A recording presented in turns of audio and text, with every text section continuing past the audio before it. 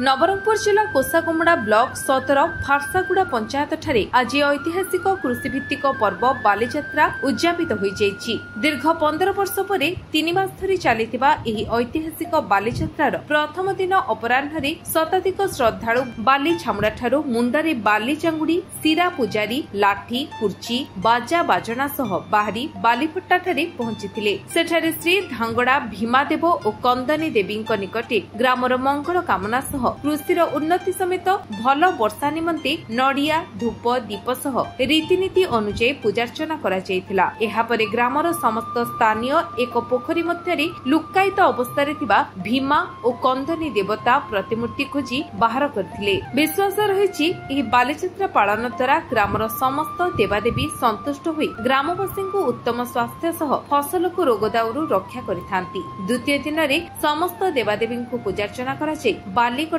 पर्व पालन कराजिबो बोली बालीजात्रा कमिटी पक्षरु सूचना दिया जायछि। दीर्घ 15 वर्ष पर एही यात्रा होइतिबारु स्थानीय अंचल उत्सव मुखर होइतिला। बालीजात्रा कमिटी एहाकु तदारक करथिले। एथिसह मनोरंजन पई रात्रि रे देसिया नाटक परिवेषण करा जायतिला। कोसाकुमुड़ारु पिंटू सिंह रिपोर्ट विश्व विजय न्यूज ओडिशा।